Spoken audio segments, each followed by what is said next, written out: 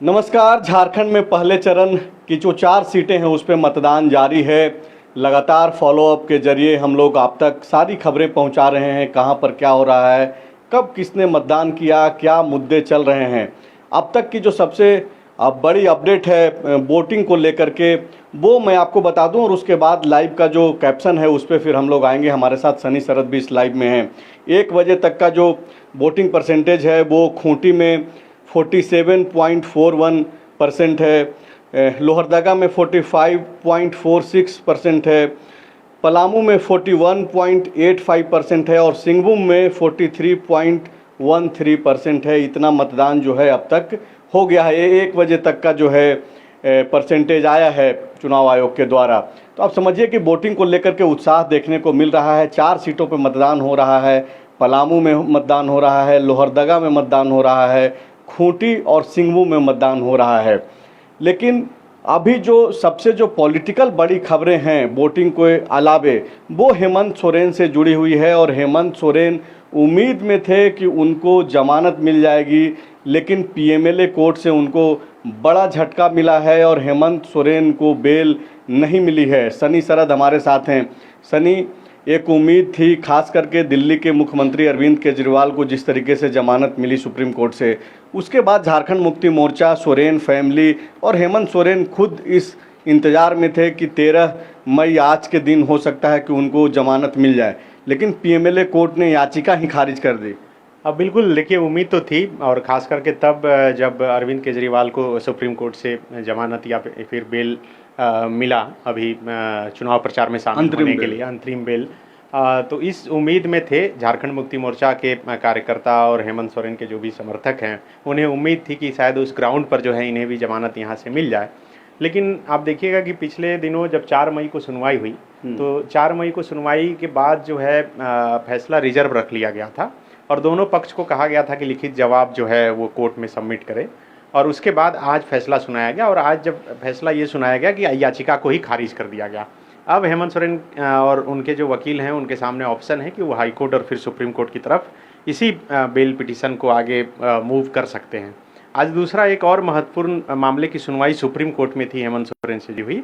आपको याद होगा कि पिछले दिनों 3 मई को झारखंड हाई कोर्ट ने एक याचिका हेमंत सोरेन की थी वो खारिज की थी। वो याचिका थी कि उन्होंने गिरफ्तारी को ही चैलेंज किया था कि ये गिरफ्तारी ही अवैध है।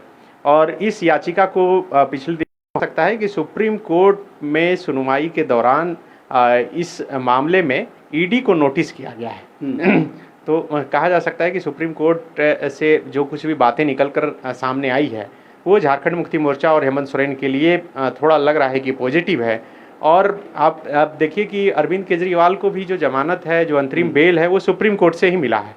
इसलिए बहुत जो कानून के जानकार हैं उन्हें लग रहा था कि पीएमएलए कोर्ट हो सकता है कि इस याचिका को खारिज कर दे, और यही वजह है कि अब आगे मूव करने की तैयारी जो है वो चल रही है। लेकिन आप समझिए कि आज ही सुनवाई थी और आज ही झारखंड में पहले फेज़ का इलेक्शन भी है, 4 जगह पर हो रहा है, जिसमें कि 3 एसटी रिजर्व सीट है। और उस सीट पर बहुत मायने रखता है हेमंत सोरेन का मुद्दा। आप देखिए कि चुनाव प्रचार में अक्सर एक नारा गूंजा कि जेल का ताला टूटेगा, हेमंत सोरेन छूटेगा। तो इस नारे के बीच और चुनाव के बीच आज सुनवाई और फिर याचिका खारिज हो जाना, तो कहीं ना कहीं एक मैसेज, जो भी अभी इंडिया गठबंधन के नेता हैं, आज कई कार्यक्रम है, कल्पना सोरेन का भी कार्यक्रम है, मल्लिकार्जुन खड़गे भी आज झारखंड में हैं। अभी एयरपोर्ट पर थोड़ी देर पहले कल्पना सोरेन जब मिली तो उनका पैर छूकर उनका स्वागत किया। आज गोड्डा से जो कांग्रेस और इंडिया गठबंधन के उम्मीदवार हैं प्रदीप यादव, उनका नॉमिनेशन है, उन्हें नॉमिनेशन फाइल किया है। चतरा में प्रोग्राम है, हजारीबाग में प्रोग्राम है जेपी भाई पटेल के समर्थन में। तो इन जगह पर फिर से ये बातें गूंजेगी। तो अब देखिए फिर आगे, अब चूंकि कोर्ट का मसला है, इसमें प्रिडिक्शन करना बहुत मुश्किल है। 17 मई को जो सुप्रीम कोर्ट में सुनवाई तय की गई है, क्या होना है उस दिन? उस दिन जो नोटिस किया गया है ईडी को, उस नोटिस के आधार पर फिर सुनवाई जो है वो आगे होगी। नोटिस में अभी क्या कुछ किया गया है ये पता नहीं, लेकिन हाँ, जिस तरह से गिरफ्तारी को चैलेंज किया गया है, उस गिरफ्तारी से जुड़े हुए मामले में नोटिस किया गया है, तो हो सकता है कि ईडी से पूछा जाएगा कि किस हवाले से और किस मामले से जो है इनकी गिरफ्तारी हुई है और फिर इस गिरफ्तारी पर सवाल खड़ा क्यों हो रहा है, तो ईडी की तरफ से अपना जवाब दिया जाएगा। आप जो बोल रहे हैं सनी, अरविंद केजरीवाल को जो अंतरिम जमानत मिली चुनाव तक, 1 जून को फिर से उनको सरेंडर करना है, उसमें जो चीज़ें सामने आई सुप्रीम कोर्ट के तरफ से जो बताया गया, बोला गया, उसमें ये मेंशन था काफ़ी ज़ोरदार तरीके से कि चुनाव के ठीक पहले जो इनकी गिरफ्तारी हुई, पहले क्यों नहीं गिरफ्तार किया गया, साल भर पहले, 1.5 साल पहले, या फिर चुनाव के बाद भी गिरफ्तार किया जा सकता था। तो क्या आपको भी ये लग रहा है, या फिर जो आपने विशेषज्ञों से जो बातचीत की कोर्ट के, वो क्या बोलो क्या बता और समझा पा रहे हैं कि सुप्रीम कोर्ट से क्या राहत मिल सकती है हेमंत सोरेन को इन चीज़ों को आधार बना करके कि अरविंद केजरीवाल को पहले ही राहत मिली है चुनाव को देखते हुए ही? देखिए, आप जिसका जिक्र कर रहे हैं वो बिल्कुल सही है, और अरविंद केजरीवाल के तरफ से कोर्ट में इसी बात को लेकर भी सवाल खड़ा किया गया था। आप देखे होंगे कि पिछले दिनों जो झारखंड हाईकोर्ट के अधिवक्ता हैं सोनल तिवारी से जब मेरी बातचीत हुई थी तो उन्होंने उस विस्तृत रूप में उससे संबंधित जानकारी दिया है। एक्चुअली टाइमिंग को लेकर सवाल था कि इलेक्शन से ठीक पहले किसी स्टेट के मुख्यमंत्री को पद पर रहते हुए गिरफ्तार कर लिया जाता है, तो आखिर ये टाइमिंग जो है इंटेंशन को दिखाता है, और इसका वो रिलेशन और कनेक्शन जो है वो नॉमिनेशन से निकाले थे कि नॉमिनेशन करने के बाद और नॉमिनेशन करने के वक्त ही किसी की गिरफ्तारी हो जाती है। तब उन्होंने कहा था कि अरविंद केजरीवाल को अगर इस मामले में राहत मिलती है तो फिर हो सकता है कि ऐसे मामले में लोग जो है वो सुप्रीम कोर्ट या हाई कोर्ट में मामला करेंगे दर्ज कि आखिर 2 साल 3 साल पुराने मामले रहते हैं और ठीक चुनाव के वक्त ही नेताओं की गिरफ्तारी क्यों हो जाती है। और इसी मामले को लेकर अरविंद केजरीवाल के वकील की तरफ से चैलेंज किया गया था। लेकिन हेमंत सोरेन की तरफ से पहले तो देखिए बेल के लिए भी कोई याचिका दाखिल नहीं की गई थी। बहुत लंबे समय बाद उनके तरफ से जमानत की याचिका दाखिल की गई है। तो अब आज तो सुनवाई हुई, अब 17 तारीख को जो ईडी का नोटिस है वो तो हालांकि गिरफ्तारी को चैलेंज देने वाला मामला है, लेकिन ये जमानत याचिका, बेल पिटीशन को लेकर जो याचिका है, तो हेमंत सोरेन अब तक इस बात पे अड़े हुए हैं कि उनकी गिरफ्तारी ही गलत हुई है।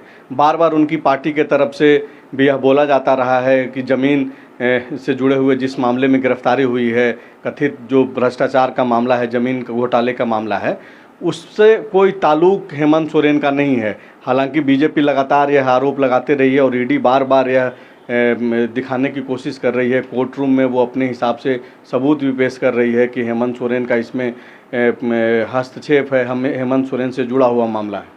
अब बिल्कुल देखिए, झारखंड मुक्ति मोर्चा हो या इंडिया गठबंधन का कोई भी नेता हो, उनके तरफ से यही तर्क लगातार दिया जा रहा है।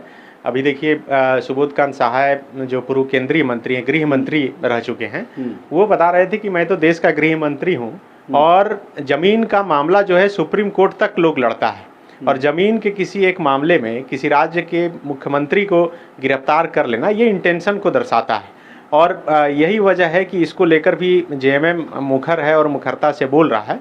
लेकिन इधर से लगातार ये कहा जा रहा है कि सिर्फ ज़मीन का मामला नहीं है, बल्कि ये मनी लॉन्ड्रिंग और मनी ट्रेल से भी जुड़ा हुआ मामला है। और यही वजह है कि हेमंत सोरेन का जो है बेल पिटीशन भी खारिज किया गया और उन्हें अब तक जेल में भी रहना पड़ा है। तो चूंकि कोर्ट का मसला है, बहुत टेक्निकल मसला है, अभी तो सिर्फ बस इतनी बात है कि बेल पिटीशन उनका खारिज कर दिया गया है। अब आगे हाई कोर्ट या फिर सुप्रीम कोर्ट की तरफ वो लोग रुख करेंगे। तो इस वक्त की बड़ी खबर यही थी हेमंत सोरेन से जुड़ी हुई। हेमंत सोरेन को बड़ा झटका मिला है पीएमएलए कोर्ट से, उनको राहत नहीं मिली, बेल नहीं मिली, और हेमंत सोरेन का जो बेल पिटीशन था, जो याचिका था, उसको ही खारिज कर दिया गया है। लेकिन साथ ही साथ एक उम्मीद फिर से जगी है, 17 मई को लेकर के सुप्रीम कोर्ट में सुनवाई होनी है उस मामले की जिसमें हेमंत सोरेन ये चुनौती दे रहे हैं कि उनकी गिरफ्तारी ही गलत हुई है। तो आप देखिए कि लगातार इस तरीके के मामले सामने आ रहे हैं। आप लगातार फॉलोअप पे बने रहिए, जुड़े रहिए, और जहां पे भी मतदान हो रहा है 4 सीटों पे, जैसा कि मैंने शुरुआत में ही बताया कि पलामू, लोहरदगा, खूंटी और सिंहभूम में मतदान हो रहा है। हर इलाके से हमारे जो रिपोर्टर्स हैं वो लगे हुए हैं ग्राउंड पे और वहाँ की पल पल की जो खबरें हैं वो आप तक पहुँचा रहे हैं। गोड्डा में प्रदीप यादव का नामांकन हुआ है, वहाँ से क्या कुछ कवरेज निकल करके आ रहा है, फॉलोअप के पेज पे आप देख सकते हैं। इसके अलावे जो बड़े पॉलिटिकल जो अपडेट्स हैं वो आपको यहाँ पे मिलेंगे। तो हमसे बने रहिए, शुक्रिया।